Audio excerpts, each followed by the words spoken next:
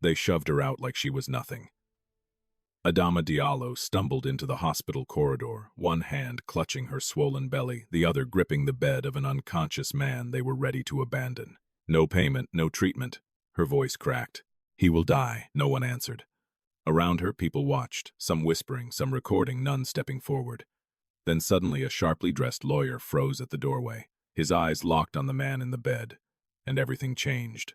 Because the man Adama was begging to save was not just a stranger, and what she didn't know yet would shake an entire empire. Before we continue, tell me, where are you watching from, and what time is it there? And if stories like this move, you consider subscribing. You're going to want to see what happens next. Long before anyone would look at Adama Diallo and see only exhaustion etched into her bones, there had been a quieter version of her, one that still believed life might bend, just slightly in her favor. She lived on the outer edge of Dakar, where the city forgot to pretend it was polished. The roads there were uneven, patched with dust and broken stone. When the wind blew, it carried the smell of fried oil, sweat, and the sea always. The sea distant but present, like a reminder of something bigger than survival.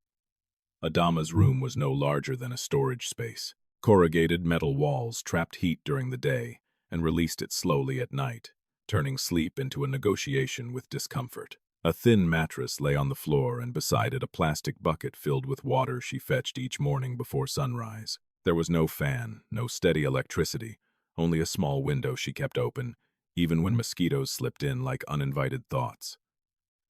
She was 7 months pregnant. The father of her child, Bakari Ndiaye, had once spoken to her like she was the only person in the world who mattered.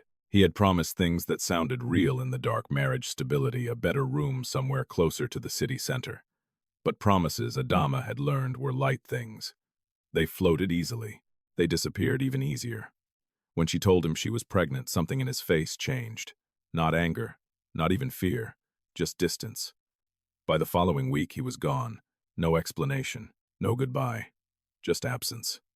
Adama did not chase him. She did not cry loudly the way some women did in the courtyard. Instead, she folded the pain inward and continued. There were still bills to pay, still food to find, still a child growing inside her that did not care about broken promises. Every morning she woke before the first call to prayer drifted across the neighborhood. She tied her wrapper tightly around her waist, adjusted the faded headscarf that kept her hair in place, and walked to the construction site, where she worked as a day laborer. The site belonged to a company she barely knew the name of, Baobab Holdings, a towering project rising above the surrounding buildings like something that did not belong to the same city.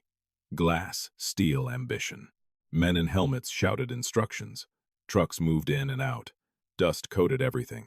Adama carried bricks, up and down unfinished staircases, across uneven planks, under a sun that showed no mercy. The other workers were mostly men. Some ignored her. Some mocked her. "Why are you still here?" one of them had said once, laughing as he pointed at her stomach. "You think that baby will help you carry cement," another had added. "Maybe she is building a house for the child to be born into." Laughter followed. Always laughter. Adama never responded. Not because she didn't feel the sting, but because she had learned that dignity was something you protected quietly. Words in places like that rarely changed anything. There was one boy, though. Ibrahima, barely 18, with thin arms and uncertain confidence. He had arrived only weeks ago, and still looked at the world as if it might surprise him kindly. He watched Adama differently, not with pity, not with mockery, with something closer to respect. One afternoon, when her steps slowed and her breathing became uneven, he moved closer. "You should rest," he said softly, glancing around to make sure the supervisor wasn't watching. Adama shook her head. "If I rest, I don't get paid." Ibrahima hesitated, then took 2 of the bricks from her load. "Then walk slower, but don't fall." She allowed it not as weakness, but as understanding. That small moment stayed with her longer than the laughter. By evening, her body felt like it had been pulled apart and stitched back together incorrectly. Every step home was heavier than the last. But she still stopped at the roadside stall to buy the cheapest food she could find, usually rice, sometimes beans if she had earned a little extra. That night, the night everything changed, had begun like any other. She was walking home later than usual. The sky had already turned dark, and the streetlights flickered uncertainly, casting more shadows than illumination. The noise of the city softened into something uneven, distant music, occasional shouting, the hum of passing motorcycles. Adama adjusted the small plastic bag in her hand, her mind already drifting toward rest. Then she heard it. A sharp, violent sound. Metal against metal. Tires screeching. A crash that tore through the quiet like something alive. She froze. Up ahead at the bend where the road narrowed, a car had veered off and struck the edge of a drainage ditch. The front was crushed inward. One headlight flickered weakly like it was struggling to stay awake. For a moment, no one moved. Then people began to gather, not rushing, not urgently, curiously. Adama felt her heart begin to pound. She moved forward. By the time she reached the car, a small crowd had formed. Some stood at a distance. Others leaned in slightly, peering through the broken window. "Is he dead?" someone asked. "Maybe drunk," another replied. "Don't touch him. Police will come." A man lifted his phone recording. No one opened the door. No one reached inside. Adama pushed through them. "Move," she said, not loudly but firmly. The driver's side door was jammed, but the passenger side hung slightly open. She pulled at it. It resisted, then gave way with a harsh creak. Inside, a man slumped forward. Blood traced a thin line across his forehead, but it was not heavy. His clothes, though dusty now, were not those of a poor man. The fabric was too fine, the stitching too precise, but what struck Adama was not his appearance. It was his stillness. "Sir," she said, leaning in. No response. She reached out, her hand trembling slightly, and touched his shoulder. Warm, alive, but unconscious. Behind her, someone muttered, "Leave him. Ambulance will come." Another voice added, "You will involve yourself in trouble." Adama swallowed. She looked at the man again, then at the crowd, then back at him. In that moment, something settled inside her, not as a thought, but as a decision. "If we wait," she said more to herself than anyone else, "he may not survive." No one argued. No one helped.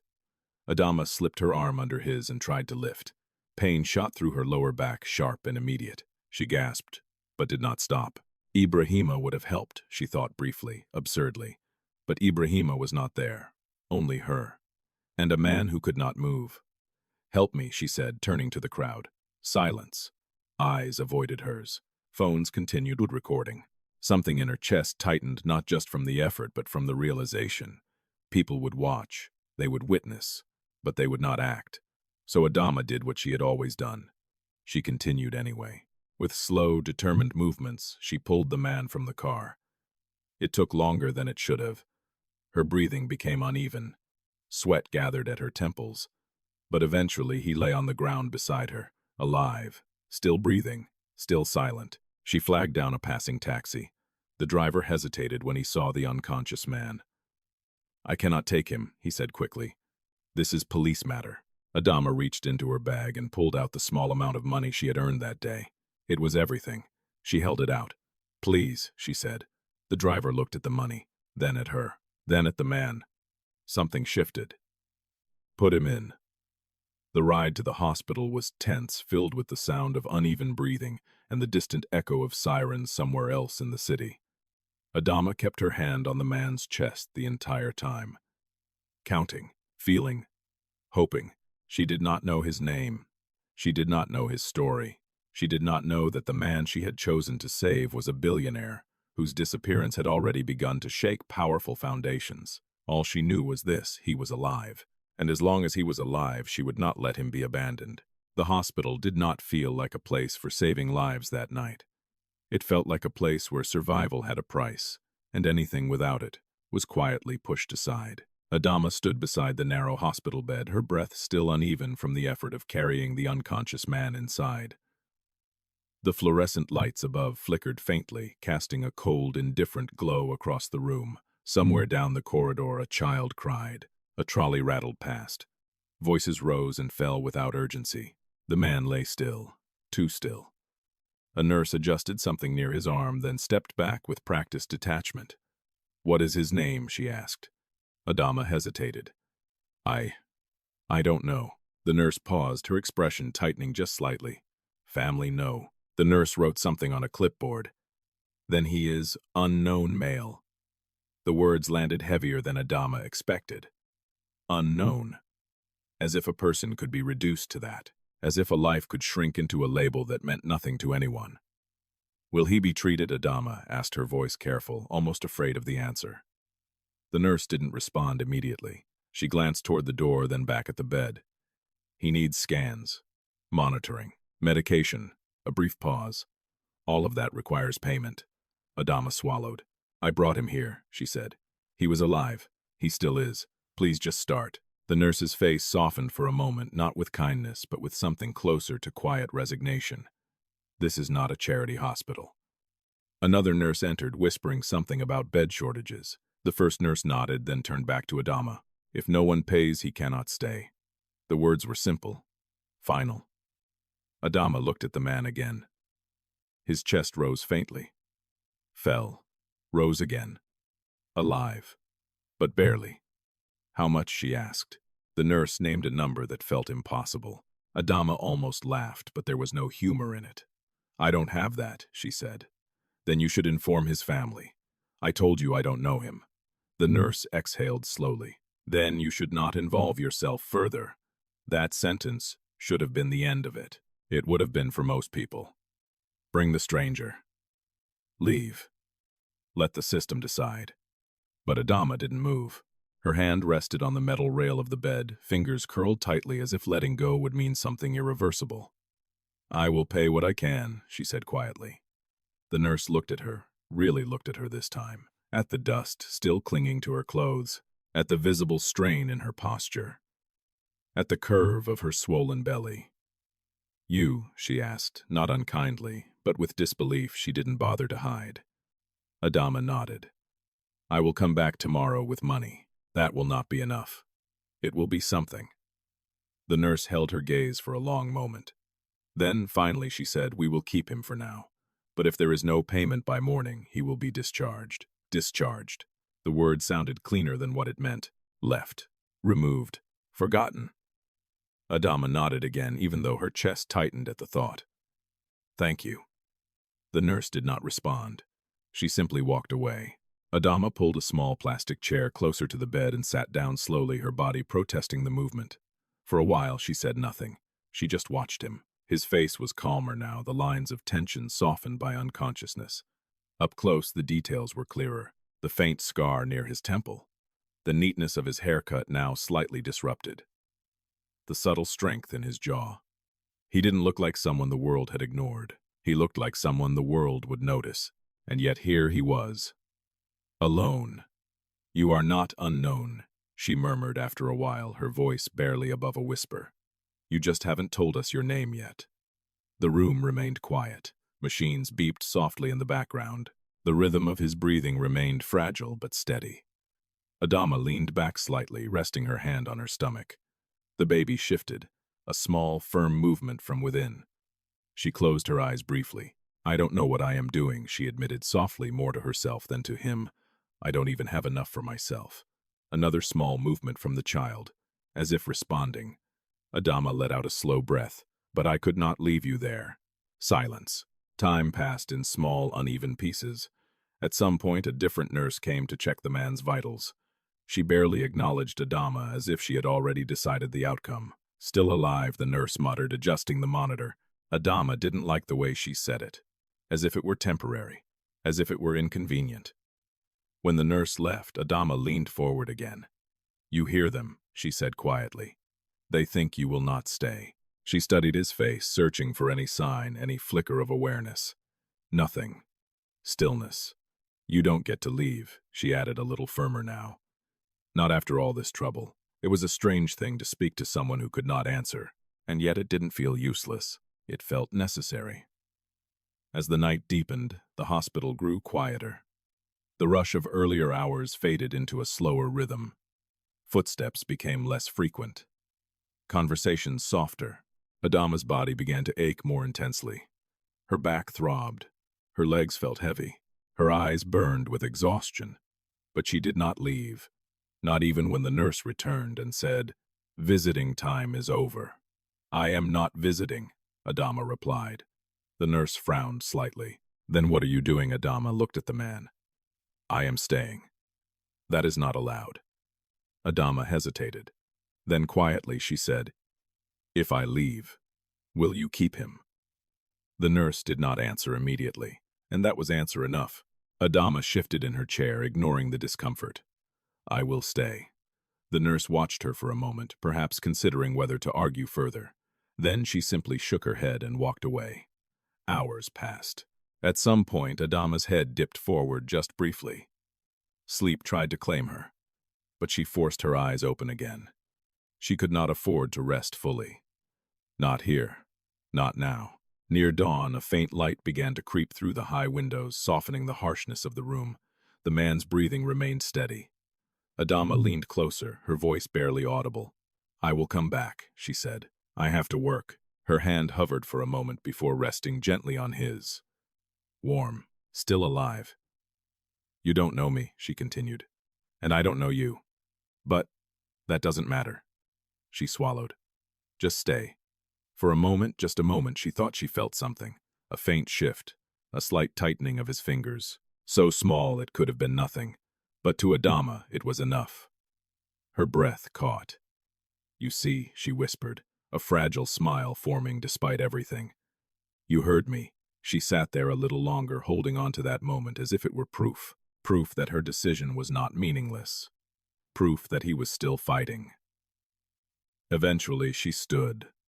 Slowly. Carefully. Her body resisted, but she pushed through it.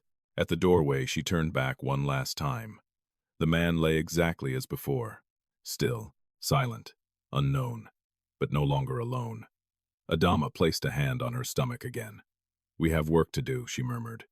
And with that, she stepped out into the morning, ready to earn money she did not have, for a man she did not know. Because somewhere deep inside her, she had already decided. His life mattered, even if the world had not yet realized it. The sun had not yet risen fully when Adama returned to the construction site. The sky was pale, the air still holding a brief moment of coolness before the heat would settle in and refuse to leave. Workers gathered near the entrance, some stretching, some laughing, others already complaining about the day ahead. Adama walked past them quietly. Her steps were slower than usual. Her body had not truly rested. But time did not wait for exhaustion. Work did not wait for pain. At the center of the site stood Musa Keita, the supervisor, a tall man with a sharp voice and a sharper gaze. He noticed everything, especially weakness. When he saw Adama approaching, his eyes narrowed. "You are late," he said flatly. Adama lowered her head slightly. "I came as fast as I could." Musa glanced at her stomach, then back at her face. "You should not be here at all." There was no concern in his voice. Only irritation. Adama didn't respond. He clicked his tongue. "If you cannot keep up today, you don't get paid." Simple. "Yes," she said quietly. "Good," he replied, already turning away. "Then start carrying." The work began immediately.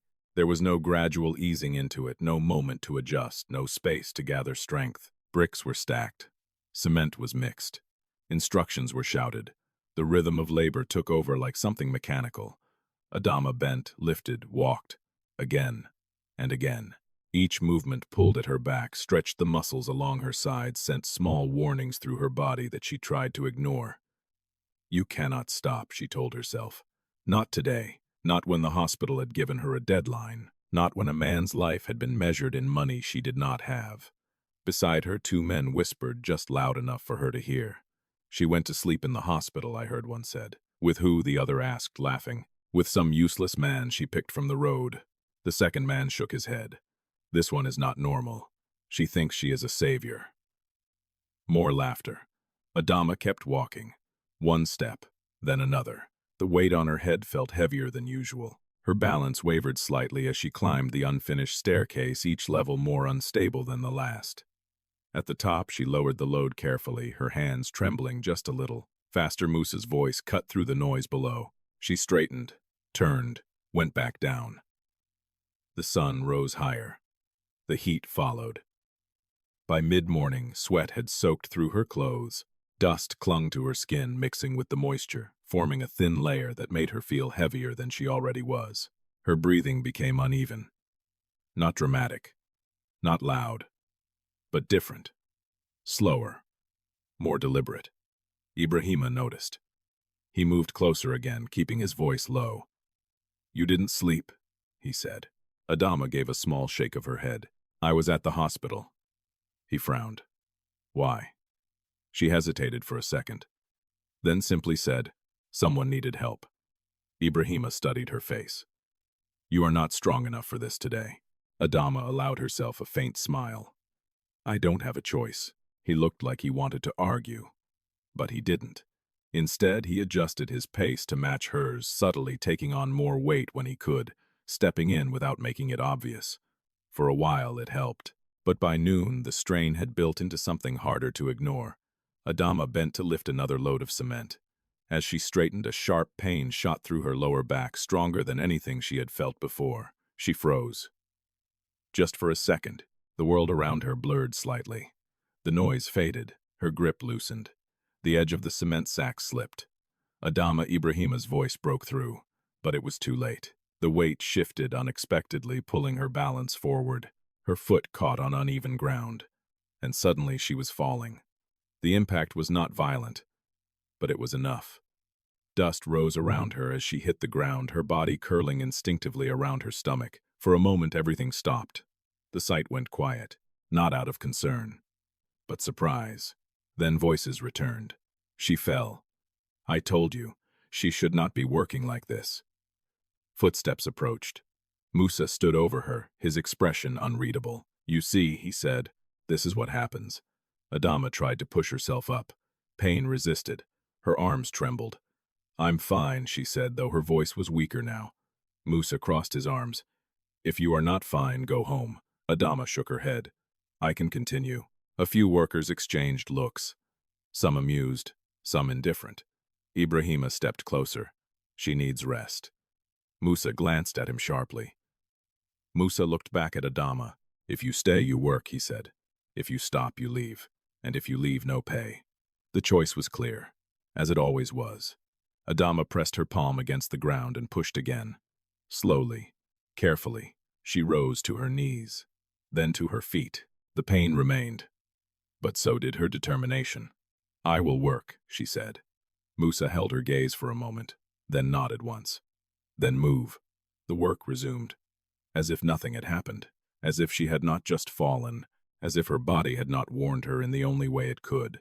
Adama picked up another load, lighter this time, but still heavy. Each step forward felt like it required more effort than the last. Her breathing grew tighter, her movements slower, but she did not stop, because somewhere in a hospital bed a man still lay between life and death. And morning was already slipping away. By late afternoon, the sun began to soften slightly, though the heat lingered stubbornly in the air. Adama's vision blurred at the edges. Her legs felt unsteady. Her back burned. But she finished. One last load.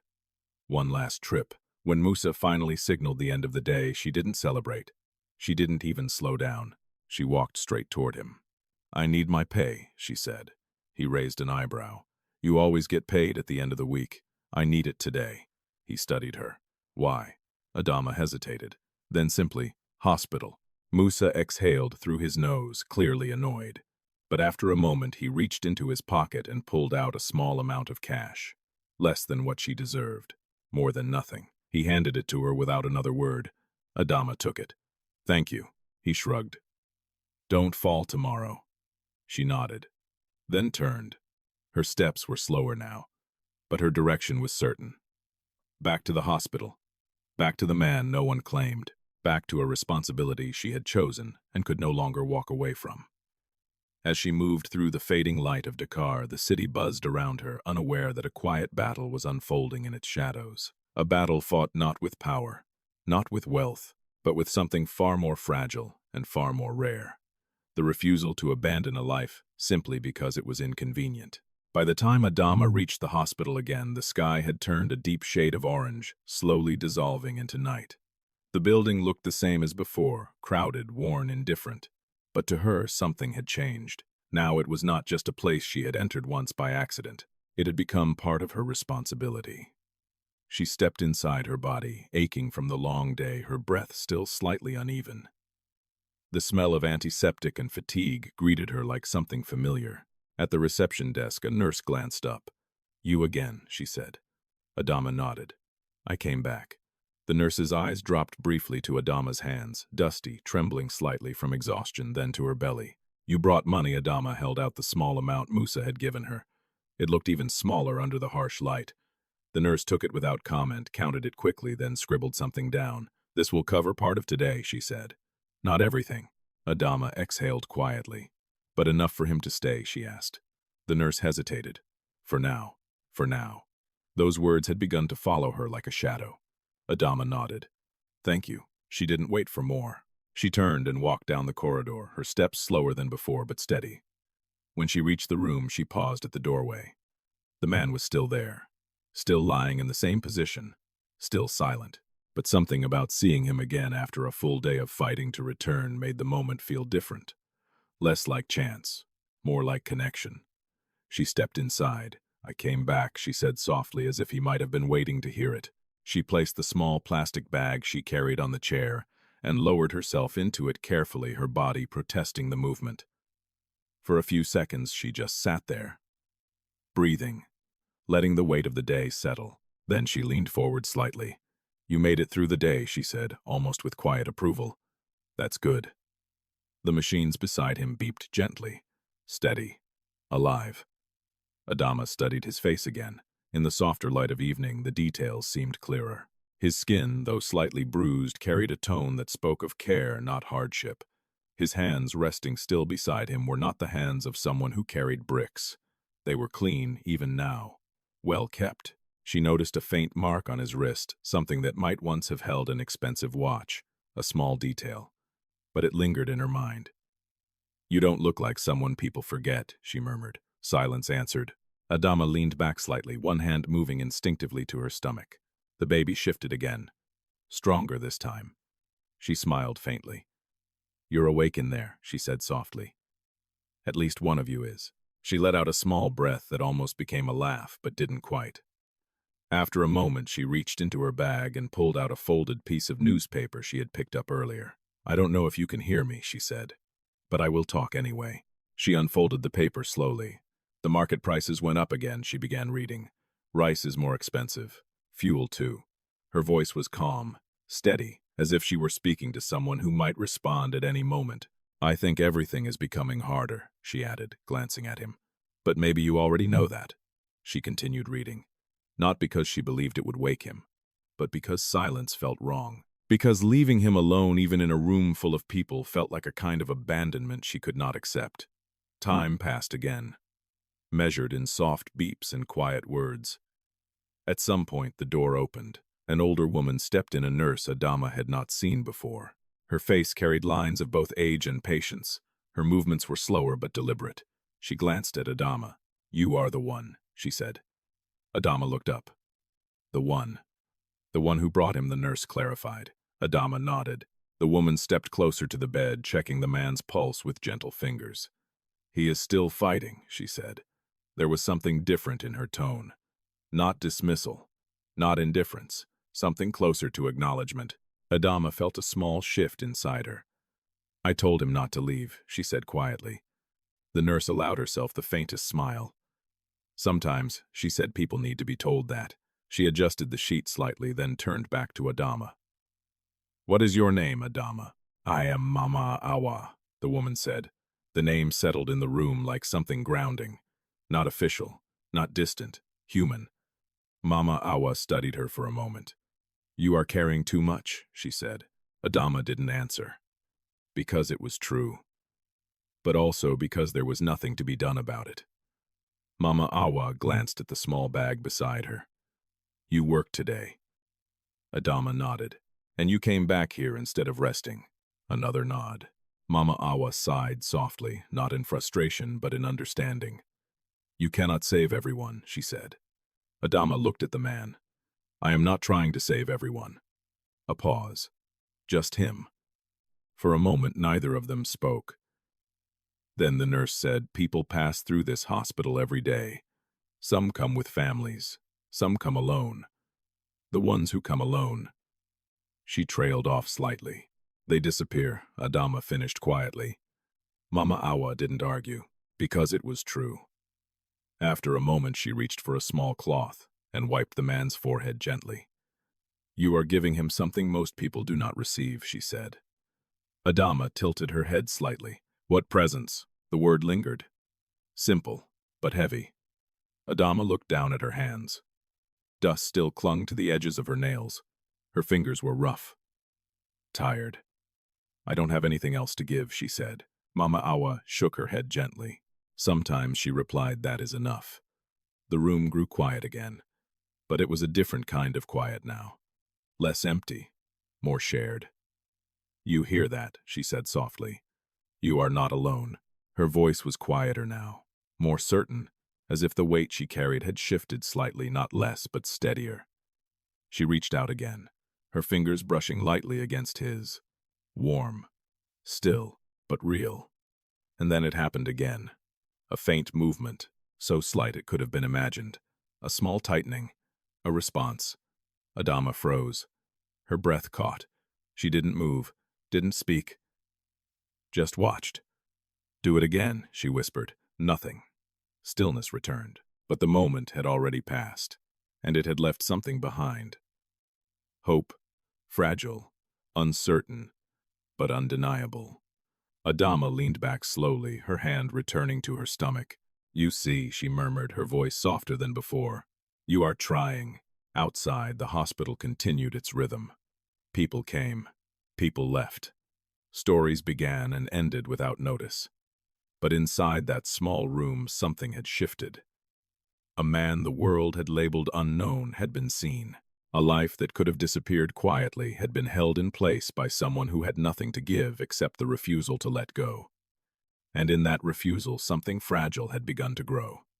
Not just survival, but connection, the kind that did not ask for names, or status, or explanation. Only presence. Only persistence.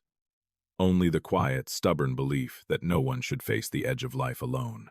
Far from the narrow hospital room where Adama sat beside a man the world had forgotten, another world moved with urgency and silence. A world where names mattered, where power shifted in boardrooms instead of hospital beds, where absence was not just noticed, it was exploited. At the top floor of a glass tower overlooking central Dakar, the headquarters of Baobab Holdings stood like a symbol of control. The building reflected the sky in clean, unbroken lines, nothing like the fractured roads where Adama walked each day.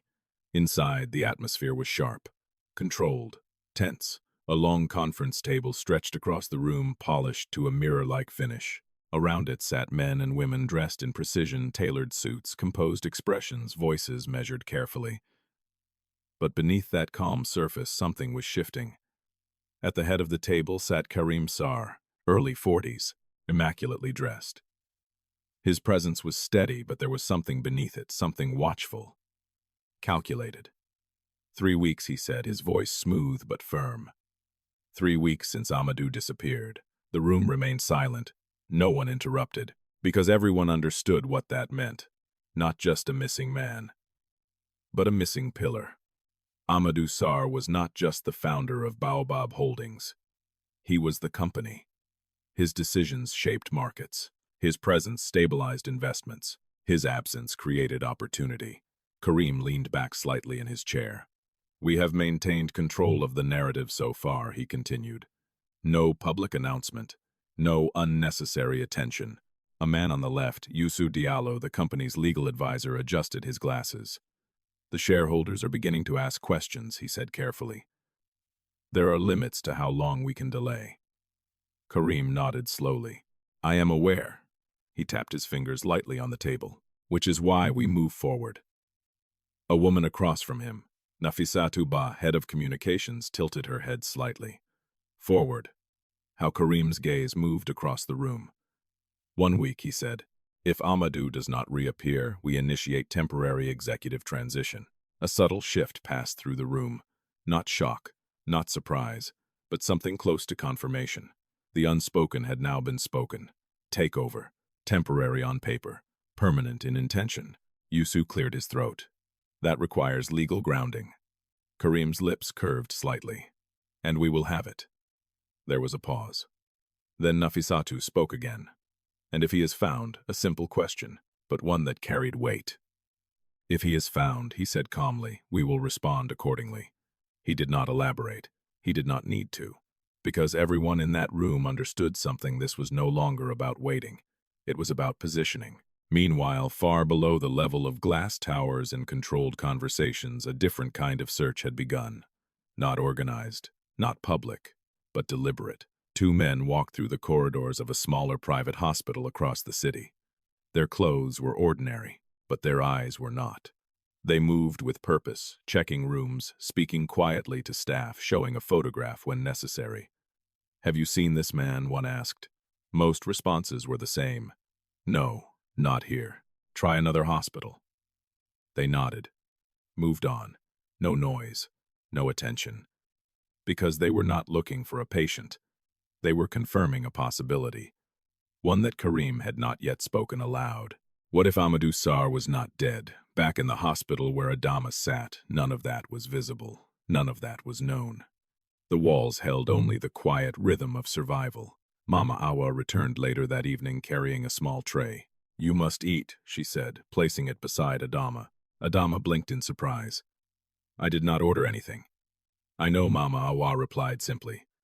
The food was basic rice and a small portion of stew. But it was warm. Real. Adama hesitated.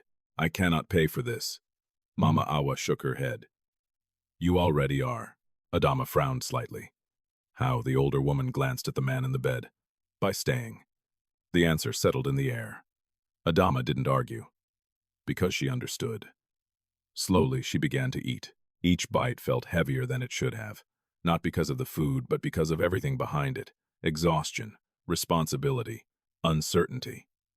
After a few moments, Mama Awa spoke again. You should know something. Adama looked up. This man. Mama Awa hesitated briefly as if choosing her words carefully. He does not belong to a small life. Adama glanced at the bed. I thought so. Mama Awa nodded. There are details. The way he was brought in, the way his body responds, even unconscious. Some things remain. Adama swallowed. Like what Presence Mama Awa said again. The same word. But now it felt different. Deeper. Adama looked at him more carefully, trying to see what Mama Awa saw. But to her, he was still just a man who needed help, a man who could disappear if she stopped trying. I don't need to know who he is, Adama said quietly. Mama Awa studied her. Most people would. Adama shook her head slightly. If I knew, it might change something. A pause. I don't want it to. The honesty in her voice was simple, uncomplicated. Mama Awa nodded slowly. Then don't ask.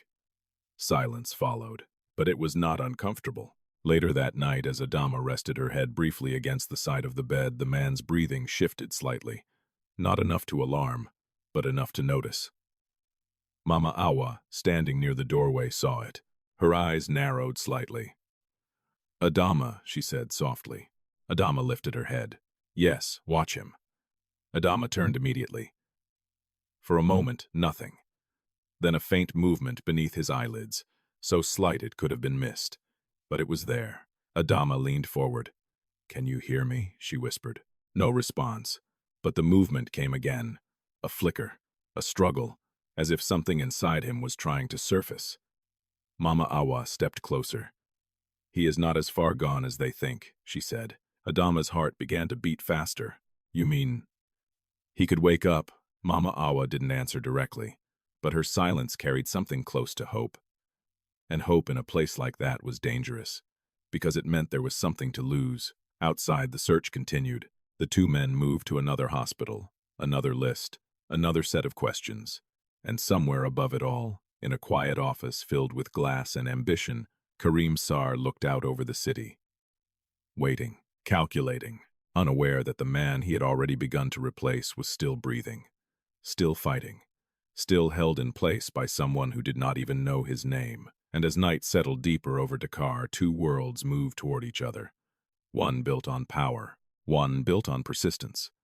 Neither fully aware that the collision between them was no longer a possibility. It was inevitable. By the fourth day, Adama's body had begun to change in ways she could no longer ignore. The fatigue was no longer just something she carried. It had settled into her, shaping how she moved, how she breathed, how long she could stand before the world tilted slightly at the edges. But she still woke before sunrise. She still tied her wrapper. She still walked to the construction site, because the hospital did not wait, because the man in the bed still needed time and time had to be paid for. That morning the sky was heavy with clouds, though no rain fell. The air felt thick as if something unseen pressed down on everything below. Adama walked slower than usual. Her steps were careful, measured, each one chosen, not automatic. At the sight, Musa Keita noticed immediately. "You look worse today," he said bluntly. Adama didn't answer. "You should not come," he added, though his tone carried no real concern. "If I don't come, I don't get paid," she replied quietly. Musa shrugged. "Then don't fall again." Work began. The rhythm felt harsher today, more demanding, or maybe Adama was simply closer to her limit. She bent, lifted, carried, again and again. The same cycle. But now each movement pulled at her with sharper insistence. Ibrahima stayed close, not obvious, but present. At one point, he reached for a heavier load before she could. "I can take that," he said. Adama shook her head. "We both need to be paid." He hesitated, then nodded, but his eyes lingered on her longer than before, as if he understood something she had not yet admitted aloud. By midday, the sky darkened further. The wind picked up slightly, carrying dust through the air in restless waves. Adama wiped her face with the back of her hand. Her breathing had become shallow. Her lower back ached constantly now, not in sharp bursts, but in a steady, consuming way. She paused briefly near a stack of bricks. Just a second, but Musa saw. "Keep moving," he shouted from across the site. Adama straightened immediately. "I am moving," she said under her breath. And she did, because stopping meant losing everything. By late afternoon, her body felt hollow, as if all strength had been drained and replaced with sheer will. When the work finally ended, she didn't go home. Not immediately. Instead, she walked straight to the hospital again, each step heavier than the last, but still forward. Inside, the corridors felt even more crowded than before. Voices louder, tension thicker. Something was different. Adama sensed it before she understood it. At the reception desk, the nurse barely looked at her. "Late for what?" The nurse gestured vaguely down the hall. "Go. They are talking about him." Adama's chest tightened. She didn't ask more. She moved. Faster now. Ignoring the pain, ignoring the warning signs her body sent with each step. When she reached the room, the door was open, and inside 2 hospital staff members stood near the bed. One held a clipboard. The other was already adjusting the IV line. "What are you doing?" Adama asked, her voice sharper than usual. They turned. The man with the clipboard spoke first. "This patient is being discharged." The words hit harder than expected. "No," Adama said immediately. "It is not your decision," the man replied. "There has been no payment since this morning. I paid yesterday. That covers yesterday." Adama stepped closer. "He is still not stable." The second staff member shrugged. "We need the bed." The simplicity of it, the coldness, made something rise inside her. "He will die," she said. The man with the clipboard didn't react. "That is not our responsibility." Adama felt something in her chest crack slightly. Not loudly, not dramatically, but enough. Enough to change her voice. "You cannot just throw him out," she said. "We are not throwing him out," the man replied calmly. "We are discharging him." The same clean word, the same harsh meaning. Adama moved to the side of the bed, placing her hand firmly on the rail. "He is not leaving." The 2 staff members exchanged a glance. One of them sighed. "You don't understand how this works." "No," Adama said, her voice steady now. "You don't understand." A pause. Then footsteps approached from behind. Mama Awa. She stepped into the room, her presence immediately shifting the tension. "What is happening?" she asked. The man with the clipboard spoke again. "Procedure." Mama Awa looked at the bed, then at Adama, then back at the man. "He is not ready to be moved," she said quietly. "He is not paid," for the man replied. Mama Awa held his gaze. "And yet he is still alive." A brief silence. The man shifted slightly. "We have instructions." "From who?" Mama Awa asked. No answer. Adama noticed that. The hesitation, the avoidance. Something about it felt wrong. Not just hospital rules.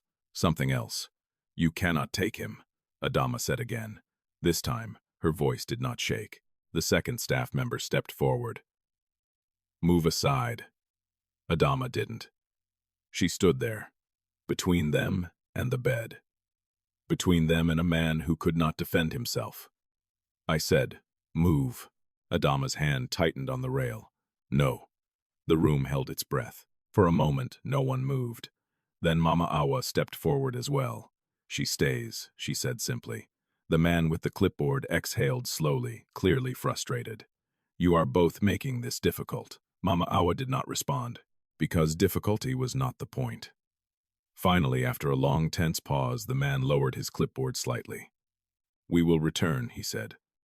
Not a threat, but not a promise either. Just a delay. They left. The door remained open. Adama's knees felt weak, but she did not sit. Not immediately. She stayed where she was, watching the bed, watching the man, as if someone might return the moment she looked away. Mama Awa placed a hand gently on her shoulder. "You did well," she said. Adama shook her head slightly. "I just stood there."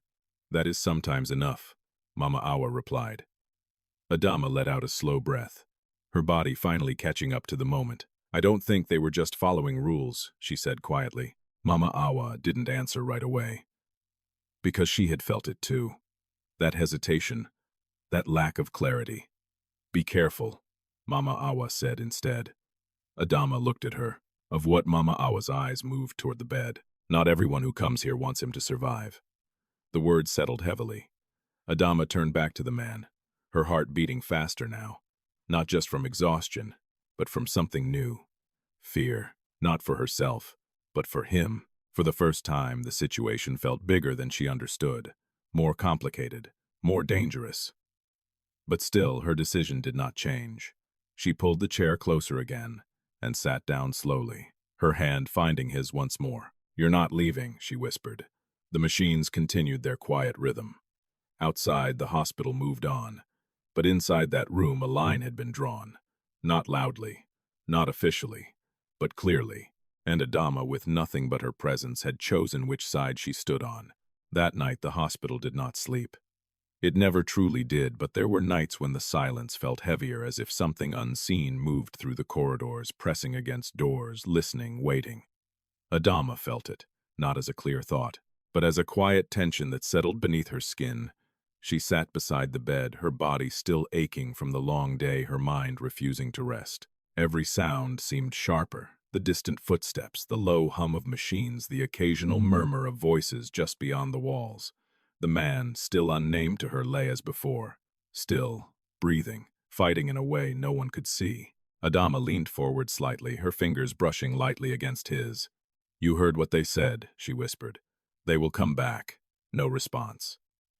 But she didn't expect one. She had learned already that this was not about answers. It was about presence. Across the room, the door stood slightly ajar. Mama Awa had insisted it remain that way. "Better to see than to guess," she had said. Adama understood. Because something about earlier, the way those staff members had hesitated, the way they avoided questions, had not felt like routine. It had felt directed, as if someone somewhere had already decided what should happen to this man, and was simply waiting for the right moment to make it final. Adama shifted in her chair. Her back protested immediately. Her legs felt heavy, her eyes burned, but she forced herself to stay alert. "I will not fall asleep," she murmured. The baby moved inside her again. A stronger shift this time, a reminder. "I know," she said softly, placing a hand on her stomach. "You are tired too." For a moment she closed her eyes, just for a breath, then opened them again. Because rest now felt like risk. Time passed, measured in quiet. Then footsteps, different from before. Slower, deliberate. Not the rushed steps of nurses moving between patients. Not the uneven rhythm of families passing through. These were controlled, purposeful. Adama straightened slightly. Her eyes moved to the doorway. 2 men appeared. Not in uniforms, not hospital staff. Their clothes were simple, but their presence was not. They paused at the threshold, scanning the room before stepping inside. Adama's grip on the bed rail tightened. "Can I help you?" she asked. Her voice was calm, but something beneath it sharpened. One of the men stepped forward. He held a folded photograph in his hand. "Is this patient here?" he asked. Adama didn't move. "Who are you?" she replied instead. The man did not answer immediately. He unfolded the photograph and held it up. It was the man in the bed. Clear, clean, alive, dressed in a suit. The difference between that image and the figure lying before her was striking, but unmistakable. Adama's breath caught just slightly. She recovered quickly. "I don't know," she said. The man studied her. "You brought him here. It wasn't a question." Adama's eyes narrowed slightly. "And if I did," the second man spoke now, "we are trying to help." The words sounded correct, but something about them felt empty. Adama glanced briefly at Mama Awa, who had appeared quietly near the back of the room. The older nurse's expression had changed, subtly, but enough. A warning. Adama turned back to the men. "He is not here," she said. The first man tilted his head slightly. "Be careful," he said. "This is not a situation you understand." Adama's voice lowered. "Then explain it." Silence. The man folded the photograph again. "If he is found," he said slowly, "it will not be safe for the people around him." The words settled heavily, not loud, not threatening in tone, but clear in meaning. Adama felt a coldness move through her chest, but her face did not change. "You are in the wrong place," she said. The men exchanged a brief look. Then, without another word, they turned and walked out. Their footsteps faded. The corridor swallowed them, but the weight of their presence remained. Adama exhaled slowly. Her hands were trembling now, just slightly, but enough that she noticed. Mama Awa stepped closer. "You see," she said quietly. Adama nodded. "They were not here to help." "No." Adama looked back at the man, her gaze sharper now, more aware. "Who are you?" she whispered. This time the question carried weight, because now it mattered, not for curiosity, but for survival. The room felt smaller, the walls closer, the air heavier, as if the truth, whatever it was, had begun to press inward. Adama leaned forward again, her voice softer, but steadier. "They are looking for you." Her fingers curled slightly around his. "And I think, not to save you." The machines continued their quiet rhythm, but something had changed. The situation was no longer just about money, or hospital rules, or a stranger in need. It had shifted into something else, something unseen, something dangerous. Mama Awa adjusted the sheet gently. "We must be careful now," she said. Adama nodded. Her exhaustion had not disappeared. Her pain had not lessened, but something inside her had hardened. Not fear, not exactly, something closer to resolve. "If they come back," she said, "I will not let them take him." Mama Awa studied her. "You may not be able to stop them." Adama didn't look away. "I will try." Silence followed. Not empty, but full. The kind of silence that forms before something inevitable. Outside, the hospital continued its rhythm. Unaware, unchanged. But inside that small room, two women and a man on the edge of consciousness had stepped into something far larger than themselves. A quiet battle, not yet visible, not yet understood, but already unfolding.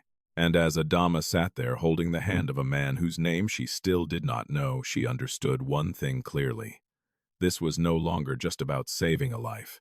It was about protecting it from forces she could not see, from truths she did not yet understand, from a world that had begun to move the moment he stopped.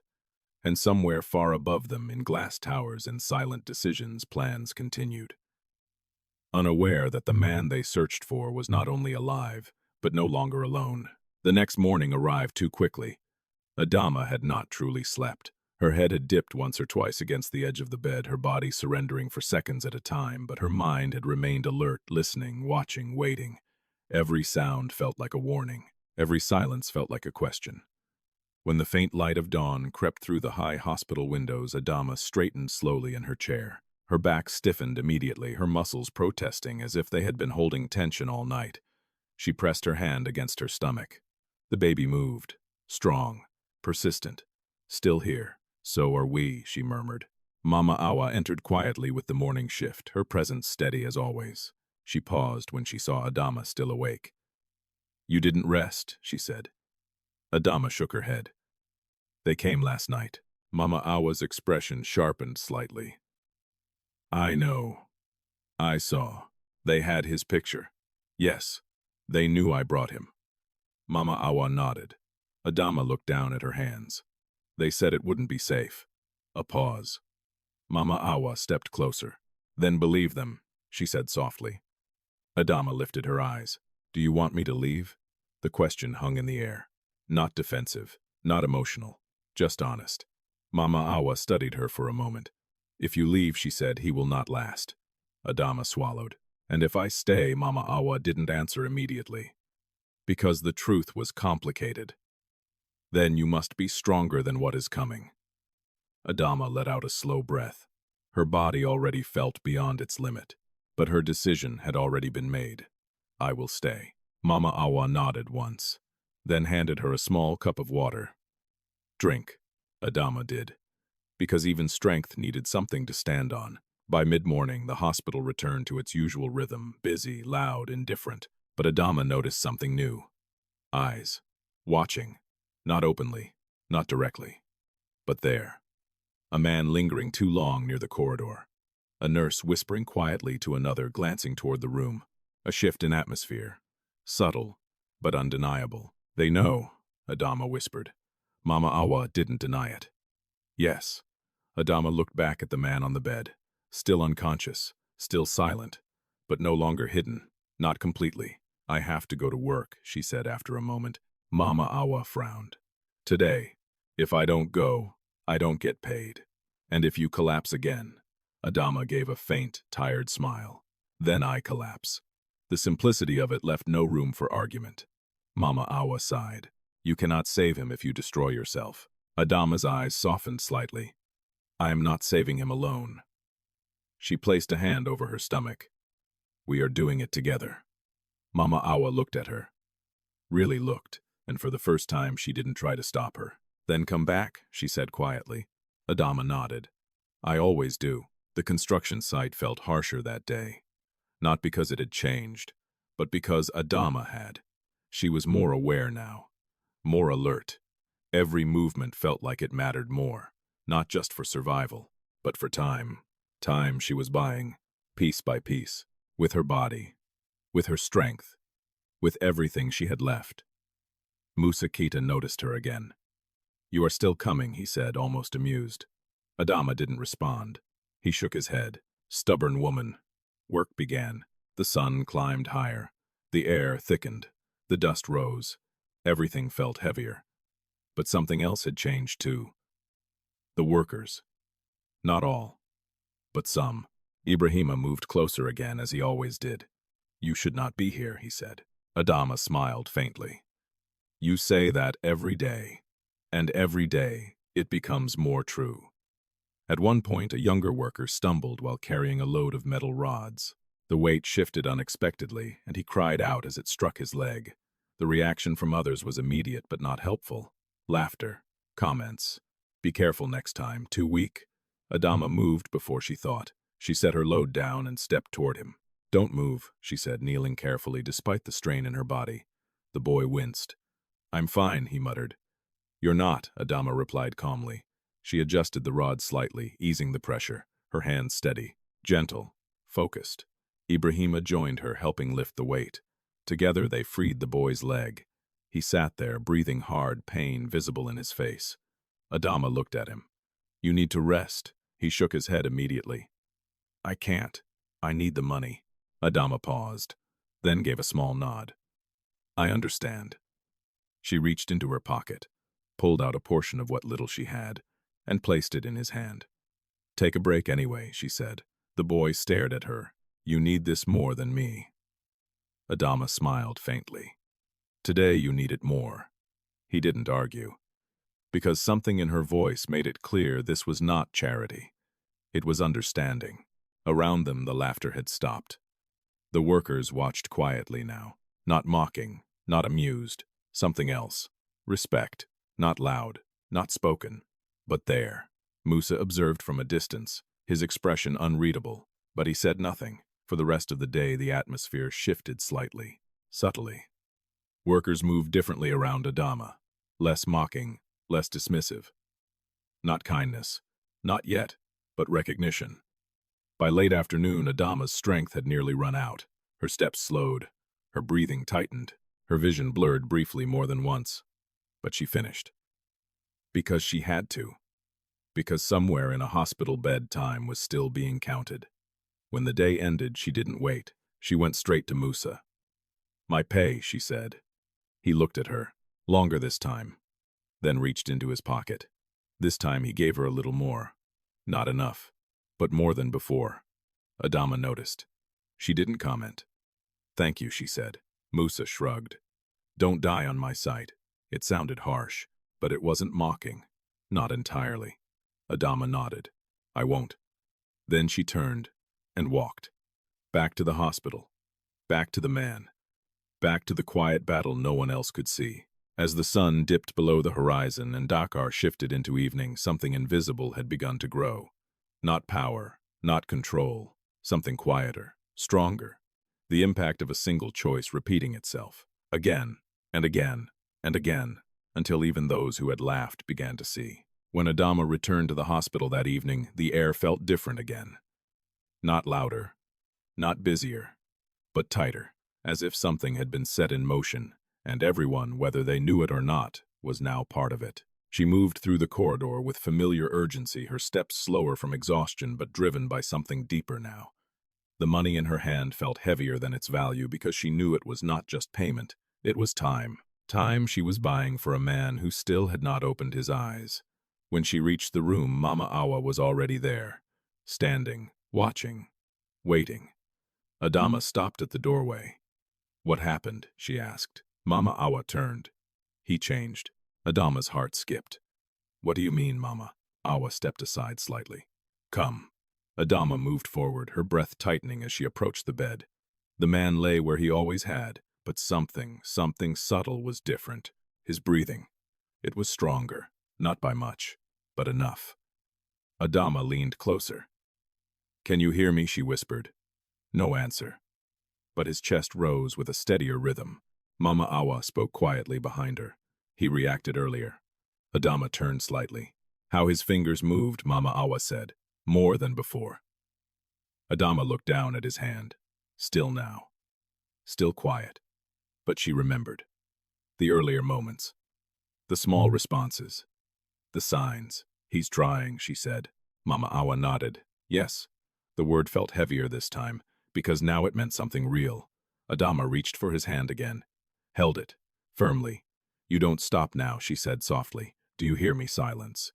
Then a faint shift. A tightening. Clearer than before. Adama froze. Her breath caught. "There," she whispered. Mama Awa stepped closer. She saw it too. Not imagined. Not uncertain. Real. "He is coming back," she said. The words sent something through Adama's chest. Sharp, sudden, overwhelming. Hope, but not soft hope. Dangerous hope. Because now there was something to lose. Adama swallowed. Her eyes stayed fixed on him. "You see," she murmured. "You're not alone." For a moment everything else disappeared. The hospital, the noise, the fear. Only this remained. A man between worlds, and the thin thread pulling him back. But that moment did not last. Because just as quietly as it had begun, it was interrupted. The door opened. Not gently, not cautiously. Firm, decisive. 3 people entered. 2 hospital administrators. And 1 man in a dark suit. Well-dressed, sharp. Out of place in a room like this. Adama's grip tightened instinctively. Mama Awa stepped slightly forward. "Can we help you?" she asked. The man in the suit did not answer immediately. His eyes moved to the bed, then to Adama, then back again, and something in his expression changed. Recognition, not of her, of him. Adama saw it, felt it. The shift. "You know him," she said. It wasn't a question. The man's jaw tightened slightly. "Yes." The word landed like a stone. Adama's heart began to beat faster than why she started, but the administrator cut her off. This patient is being transferred. No, Adama said immediately. The man in the suit looked at her. You don't understand what is happening. Then explain it, she replied. A pause. He studied her clothes, her condition, her exhaustion, and something else, something he hadn't expected.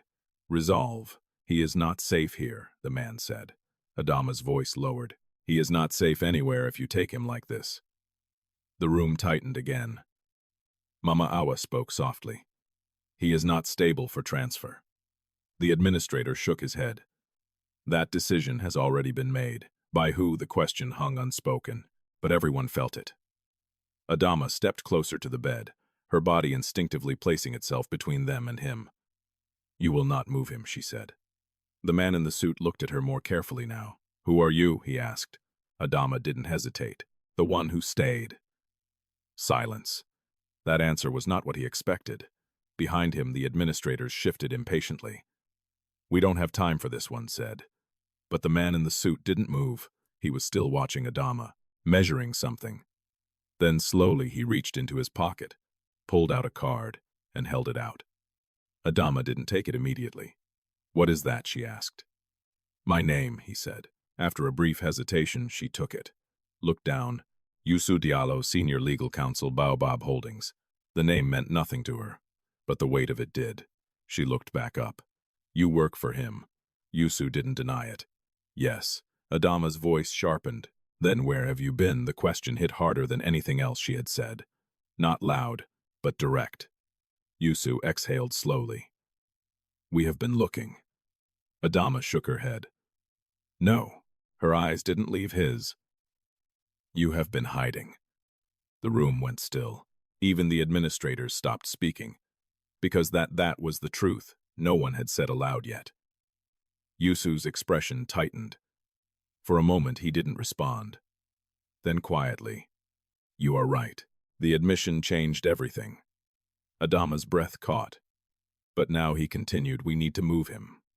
No, she said again, this time firmer. Stronger. Because now she understood. Not everything, but enough. They are looking for him, she said. Youssou's eyes flickered. Yes. Not to save him. A pause. No. The honesty settled like something heavy. Adama glanced at the man on the bed, then back at Youssou. He stays, she said. Youssou studied her again, longer this time. Then something shifted. Not defeat, not agreement, but reconsideration. He turned slightly to the administrators. Give us a moment. They hesitated, then stepped back. Youssou moved closer to the bed, lowering his voice. You don't know what you are protecting. Adama's answer came immediately. A life. Silence. Youssou looked at her. Really looked. And for the first time he saw something he hadn't expected. Not desperation. Not ignorance. Strength. The kind that doesn't come from power, but from choice. He exhaled slowly, then nodded, then protected. Adama blinked. What? Youssou stepped back. We will not move him, he said. The administrators protested immediately. That is not, it is my decision, Youssou cut in. Firm. Final. The room shifted again, but this time in a different direction. Youssou looked at Adama one last time. We will return, he said, then turned and left. The door closed behind them. Silence returned. But it was not the same silence as before. It carried something new. Momentum. Adama's legs felt weak. She sat slowly, her hand finding his again. You hear that? She whispered. You're not going anywhere. The man's fingers tightened slightly. Not by accident, not imagined, real. And this time, Adama smiled, because the battle was no longer invisible. It had begun. That night, Adama did not feel like the same person who had once pulled a stranger from a broken car without knowing why. Something had shifted. Not suddenly, not dramatically, but steadily, like a door opening inside her that could no longer be closed. Because now the man in the bed was no longer just someone she had chosen to help. He was someone others feared, someone others searched for, someone whose existence seemed to matter far beyond the walls of that hospital. And yet he still lay there, silent, dependent. alive because she had refused to walk away. Adama sat beside him, her fingers still wrapped gently around his hand. "You are causing trouble," she murmured softly. Even like this, the machines responded with their quiet rhythm, steady, unbothered. Mama Awa stood near the window, watching the corridor through the slight opening in the curtain. "They will not stop," she said. Adama nodded. "I know. You should be afraid." Adama thought about that. She searched inside herself for fear, and found something else. "I am tired," she said instead. Mama Awa turned. "That is not the same thing." Adama looked down at her stomach. The baby shifted again. Strong, insistent. "I don't have space for fear," she added quietly. Mama Awa studied her, and for a moment said nothing, because some truths did not need response. They only needed to be acknowledged. After a while, Mama Awa stepped closer. "There is something you should see," she said. Adama looked up. What Mama Awa reached into her pocket, pulled out a folded piece of paper. Old. Slightly creased. She handed it to Adama. Adama hesitated, then took it, unfolded it slowly.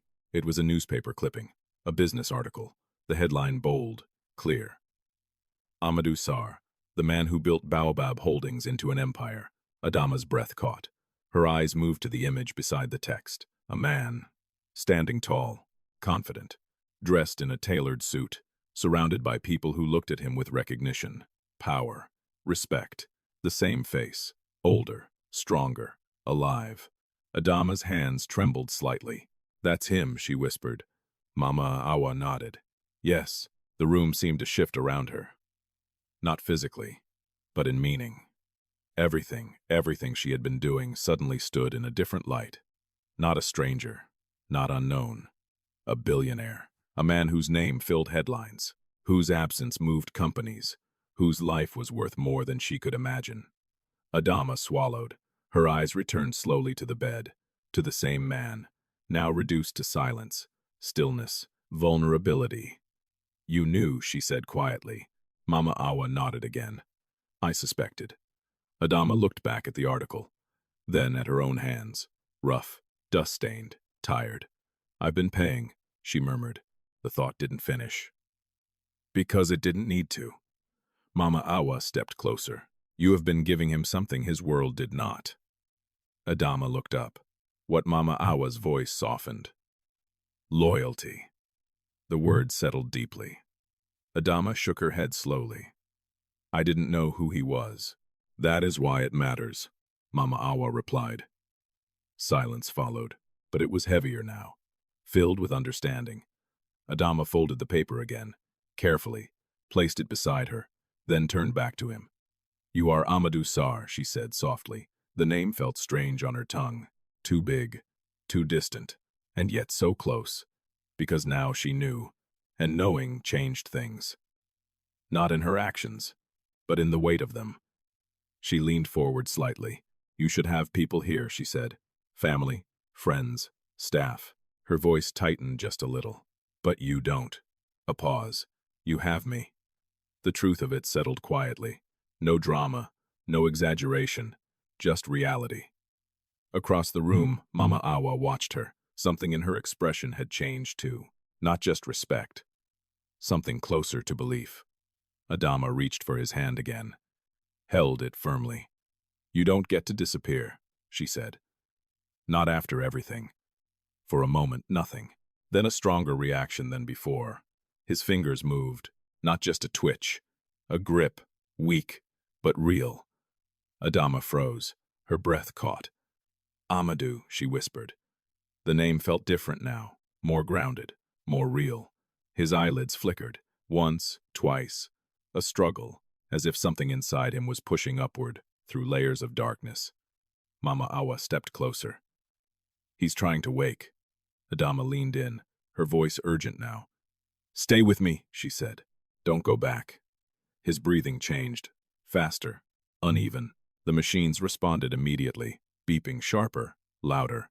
Adama's heart raced. "This is it," she whispered. But then, just as quickly, the moment faltered. His body relaxed again. The tension faded. The movement stopped. The machines steadied. Back to before. Adama's shoulders dropped slightly. not in defeat, but in understanding. Not yet. Mama Awa placed a hand gently on her shoulder. It will take time. Adama nodded, her eyes still fixed on him. But he's coming back, she said. Yes. The word felt stronger now. More certain. Because they had seen it. Felt it. Proof. Not imagined. Real. Adama leaned back slowly, her hand still resting on his. You hear me, she murmured. You're not alone anymore. Outside, the hospital continued its quiet chaos, unaware, unmoved. But inside that room, something irreversible had happened. A truth had been revealed, a connection had deepened, and a line had been crossed, because now Adama was no longer protecting a stranger. She was protecting a man whose existence could shift power, whose survival threatened others, whose return would change everything. And she, with nothing but her presence, stood at the center of it. Not because she wanted to, but because she had chosen. And somewhere far above, in offices filled with glass and silence, plans continued, unaware that the man they thought they could control was already fighting his way back, one breath at a time, one moment at a time, and not alone. By the time the truth settled fully inside Adama, it did not feel like a revelation. It felt like a weight. Not because Amadou Sarr was a billionaire, but because of what that meant. Power, enemies, control, and now danger. She sat beside his bed, the folded newspaper still resting near her hand, as if it could confirm what her eyes had already accepted. You should have been surrounded, she murmured. Not hidden like this. His breathing remained steady, but now every small change felt significant. Every movement a sign, every pause a question. Mama Awa stood near the doorway again, watching the corridor. They will come back, she said. Adama nodded. I know.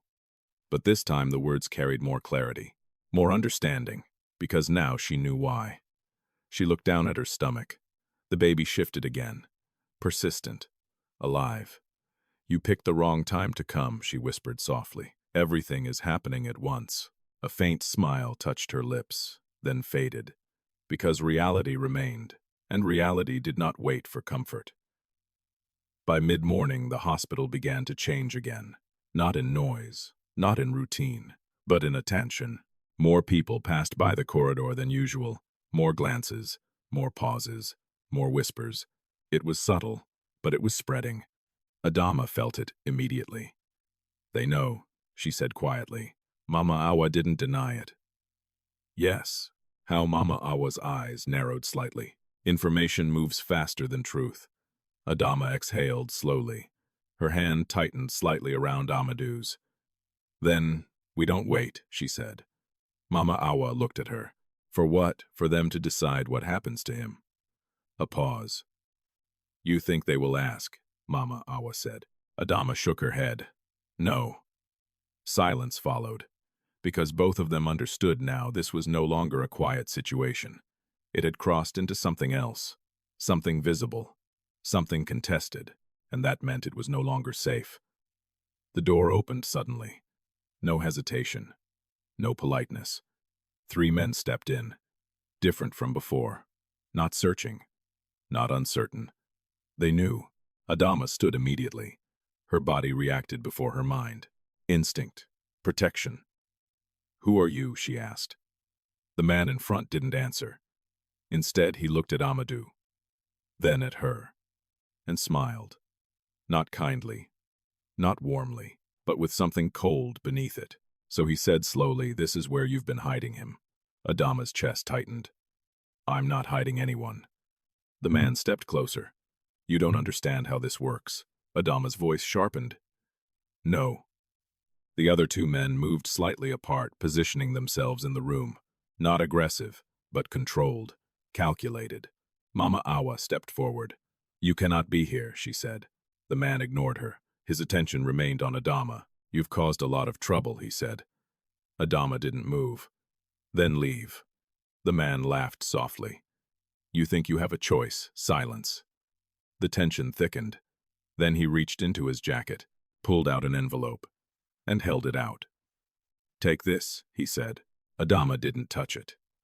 What is it? More money than you've ever seen, he replied calmly. A pause. Enough to solve your problems. Adama's eyes didn't leave his, and create new ones. The man's smile tightened slightly. Walk away, he said. Forget you ever saw him. The room went still, because now it was clear. This wasn't about helping. This wasn't about safety. This was about control. Adama glanced at Amadou, then back at the man. I'm not for sale, she said. The words landed quietly, but firmly. The man studied her. You should think carefully. I already did. A pause. His expression hardened slightly. You're pregnant, he said, his voice lower now. You should be thinking about your child. Adama's hand moved instinctively to her stomach. Protective, but her eyes did not soften. I am, she said, and that's why I'm still here. Silence. The man looked at her longer this time. Then, slowly, he lowered the envelope. You're making a mistake. Adama shook her head. No. Her voice didn't shake. You are.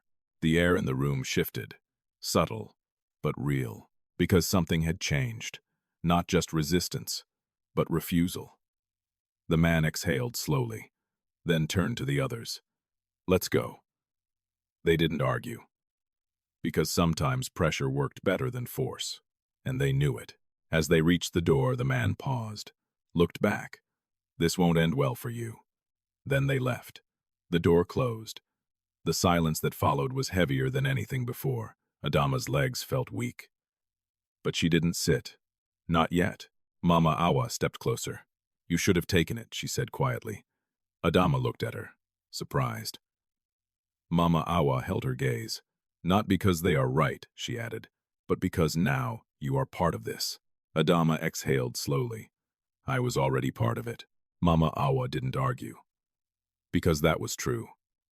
Adama turned back to Amadou, her hand finding his again. They want you gone, she whispered.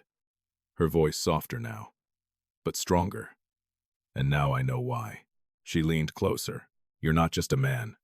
A pause. You're a problem. The machines continued their quiet rhythm. Steady. Unaware. But the room felt different. Charged. Alive. Adama closed her eyes briefly. Just for a second.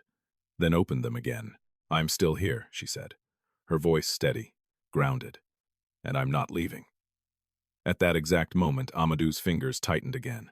Stronger than before. Clear. Undeniable. Adama froze. Her breath caught. Amadou. His eyelids flickered. Again. And this time they stayed open. Just slightly. A narrow line. But enough. Enough to see light. Enough to return. Mama Awa stepped forward quickly. He's waking. Adama leaned closer, her voice urgent now. I'm here, she said. Don't be afraid. His breathing changed. Faster. Stronger. His eyes moved slightly unfocused but searching, trying. And then for the first time he saw something. Not clearly, not fully. But enough. Enough to recognize he was not alone. Adama held his hand tighter. You're safe, she whispered. And for the first time, the man who had been hunted, hidden, silenced, began to come back. Not into power, not into control, but into something simpler, something stronger. Presence. And in that moment, everything changed. For a long moment, the world held its breath. Adama did not move. She did not blink. She barely allowed herself to breathe. Because the man in the bed, Amadou Sarr, was no longer completely lost to silence. His eyes were open. Not wide, not clear, but open enough to see light, to feel presence, to return. Stay with me, Adama whispered, her voice trembling for the first time in days. Don't go back. His gaze shifted slightly, unfocused, heavy, as if the effort of simply existing in that moment required everything he had left. Mama Awa moved quickly to his side, checking the monitors, adjusting the IV line with careful precision. Slowly, she said. Don't push him. But Adama couldn't pull back. Not now. Not after everything. You hear me, she said again, softer this time. You're safe. Amadou's lips parted slightly. A breath. A sound barely there. Not a word, but something. A beginning. Adama felt her chest tighten. Tears threatened but didn't fall. Not yet. because this moment was too fragile to break. His fingers moved again, stronger now, holding onto hers, as if anchoring himself, as if choosing to stay. And then, just as quickly, his eyes closed. The tension in his body faded. His breathing steadied. The moment passed. Adama froze. "No," she whispered. Mama Awa placed a hand on her shoulder. "He didn't go," she said gently. "He just needs rest." Adama's grip didn't loosen. "But he was here." "Yes, and now he will come back," Mama Awa said firmly. Adama swallowed, slowly, trying to steady herself. Because hope, real hope, was harder to carry than fear. It demanded more, expected more, risked more. She leaned forward again, her voice softer now. "You don't disappear again," she murmured. "Do you understand?" Silence answered. But it wasn't empty anymore. It carried something new. Promise. By afternoon, the hospital had changed again. Not in appearance, but in energy. Word had spread. Not publicly, not loudly, but enough. Staff moved differently. Conversations stopped when Adama passed. Eyes followed, measured, evaluating, and somewhere beneath it all tension. Because something had shifted. A man who was supposed to remain unseen had begun to return. Mama Awa stood beside her again. "You cannot stay here forever," she said. Adama didn't respond immediately. "I know. You will need help." Adama shook her head slightly. "I don't trust anyone." Mama Awa studied her. "That includes the man who came earlier." Adama thought about Yusu. His eyes, his hesitation, his honesty. "Yes," she said, then paused. "But maybe less than the others." Mama Awa nodded slowly. "Then be careful who you let closer." Adama looked at Amadou. Still resting, still silent, but no longer gone. "I don't need many people," she said. "Just enough." Later that evening he woke again. Not as suddenly, not as strongly, but longer. His eyes opened slowly, struggling against weight, against darkness, against everything pulling him back. Adama was there, immediately. "I'm here," she said, her voice steadier now. Less fear, more certainty. His gaze moved, searching, trying to focus. And this time, it found her. Not clearly, but enough. Enough to hold. His lips moved again. A sound. Faint. Broken. "Who?" Adama leaned closer. "What?" His voice barely existed. "You." The word dissolved as quickly as it came. But it was enough. He was asking. Not where, not what, but who. Adama felt something shift inside her, a strange mixture of relief and weight. "I'm Adama," she said softly. A pause.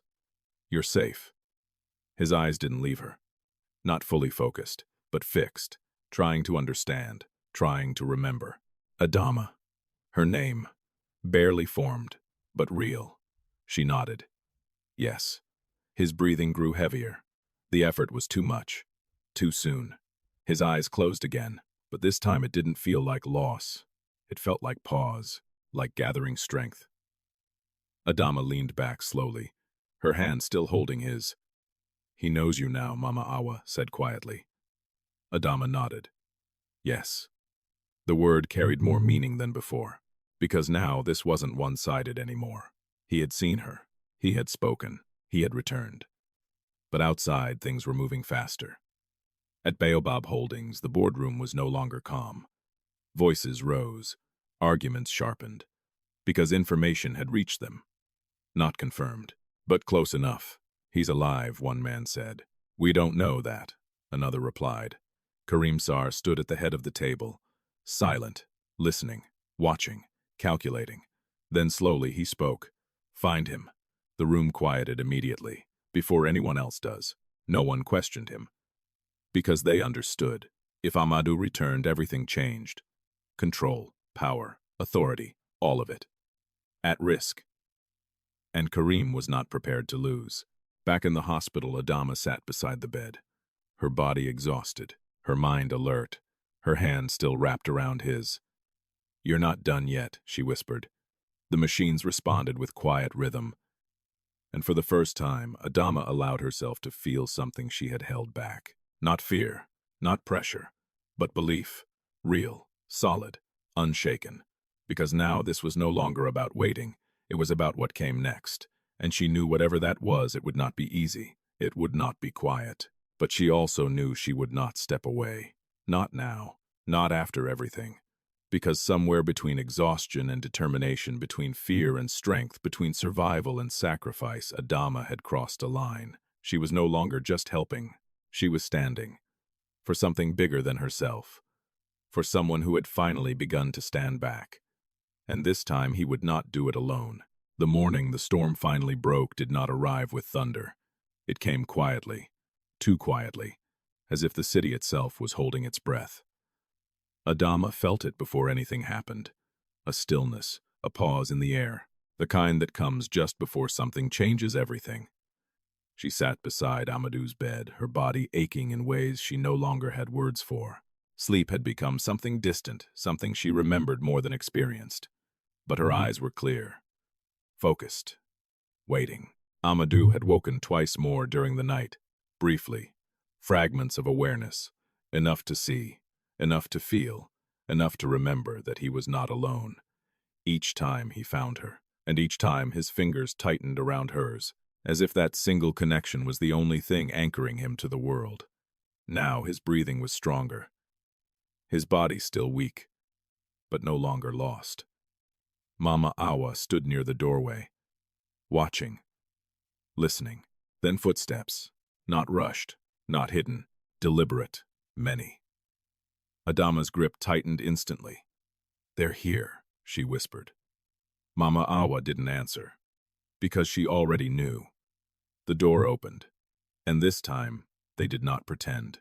6 men entered, 2 in suits, 4 behind them, controlled, prepared, certain. Adama stood, slowly. Her body protested, but she ignored it. "You're not taking him," she said. No greeting, no hesitation. The man in front smiled faintly. "You've made this more difficult than necessary." Adama didn't move. "Leave." The man stepped forward. "You're tired," he said, glancing at her stomach. "You've done enough." Adama's voice hardened. "No." Behind her, Mama Awa moved slightly. Not to fight, but to stand, to witness, to support. The man sighed, then nodded once, and everything changed. 2 of the men moved toward the bed. Adama reacted instantly. She stepped in front of them. "No." Her voice broke through the room. Sharp, desperate, real. They didn't stop. One of them reached for her arm, and in that moment something inside Adama snapped. Not fear, not panic, something deeper, stronger.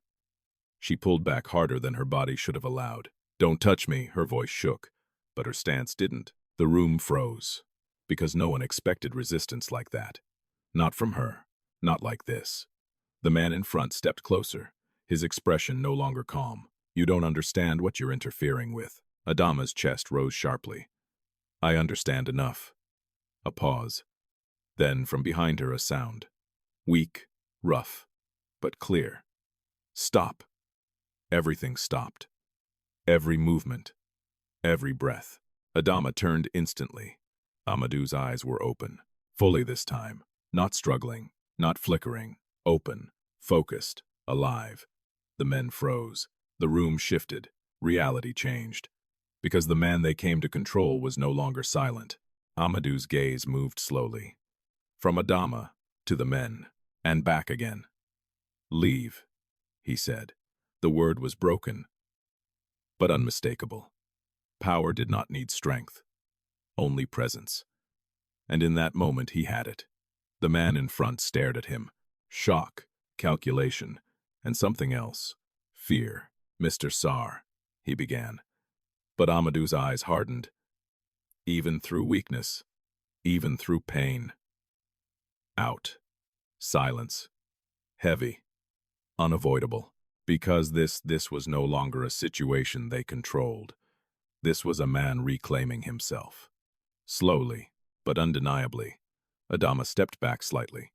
Not away, but beside him, her hand still in his. His fingers tightened, stronger than before, real, grounded. The man in front exhaled slowly, then nodded once. To the board, he said quietly, "Now." And just like that, everything shifted again. Within hours, the hospital was no longer just a hospital. It had become a center of attention. News spread, fast, relentless. Phones rang, messages moved, cameras arrived. Because Amadou Sarr was alive. At Baobab Holdings, the boardroom was no longer controlled. It was fractured, voices raised, decisions questioned, and at the center Karim Sarr stood, still, silent, until the doors opened. And Amadou entered, not strong, not fully recovered, but standing, supported slightly by Adama. The room fell silent, not gradually, immediately, because power had returned, not announced, not declared, present. Karim's expression didn't change, but his eyes did. "You survived," he said. Amadou held his gaze. "I was never gone." The words were quiet, but they carried weight. Years of authority, of control, of truth. Karim stepped forward slightly. "This situation has been complicated." Amadou didn't respond, because explanations were no longer necessary. Instead, he turned slightly, looked at the room, then at Adama, standing beside him. Dust still on her clothes, strength still in her presence. "This," he said slowly, "is the woman who kept me alive." Silence deepened, because no one expected that. No one prepared for it. Adama didn't move, didn't speak, because this moment was not hers, but it included her. And that was enough. Amadou's voice steadied.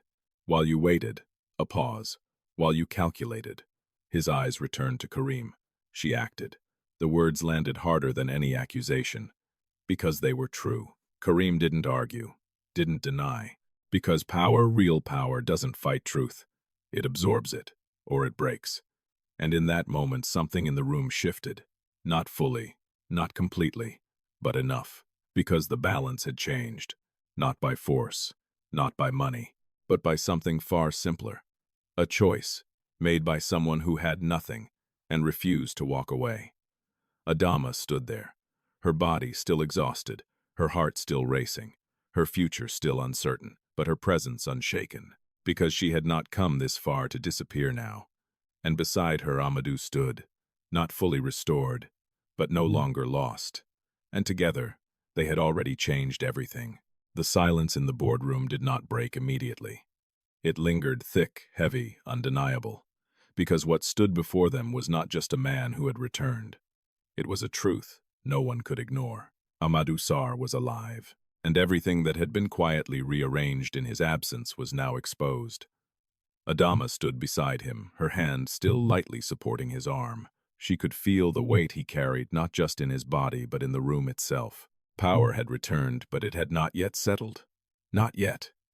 Across from them, Karim Sarr remained still, composed, but not untouched. His eyes moved from Amadou to Adama, and back again, measuring, calculating, searching for ground that no longer existed. "You've made quite an entrance," Karim said at last, his voice smooth but edged. Amadou didn't respond immediately. He took a slow breath, steadying himself, not physically but deliberately.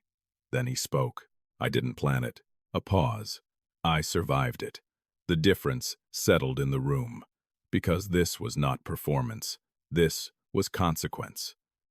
Karim's expression shifted slightly. "Then you should understand," he said carefully, "that decisions had to be made in your absence." Amadou nodded once. "I know." Another pause. "And I know who made them." Silence again, but sharper now, more focused. Because this was no longer about uncertainty. This was about accountability. Amadou's gaze moved across the table. One by one, faces that had once aligned with him, now uncertain, now divided.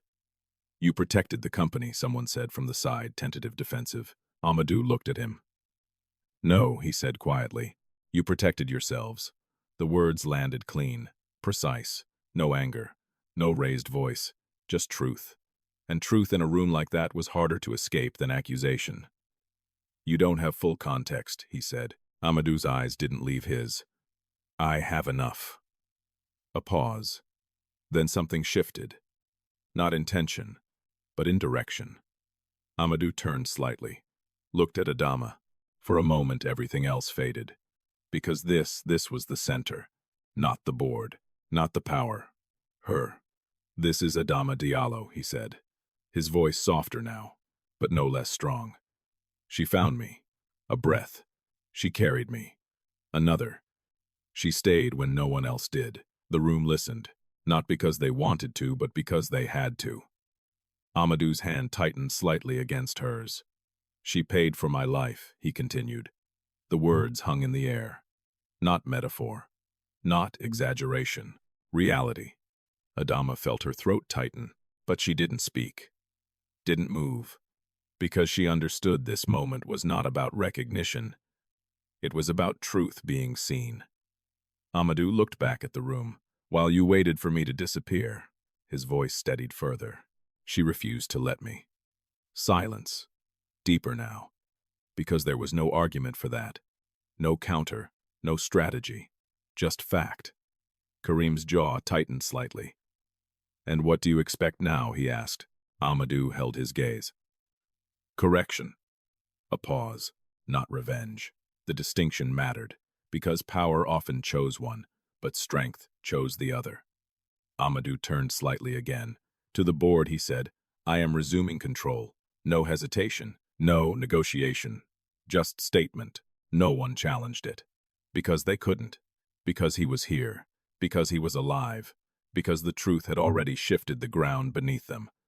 But he wasn't finished. Effective immediately, he continued, "All actions taken during my absence will be reviewed." A few faces stiffened. Karim didn't move. "And anyone who acted in bad faith," a pause, "will answer for it." The words were calm, but final. The room understood. This was not a threat. It was inevitability. Amadou stepped back slightly, his strength beginning to waver. Adama felt it immediately. Her grip tightened, steadying him, grounding him. He glanced at her.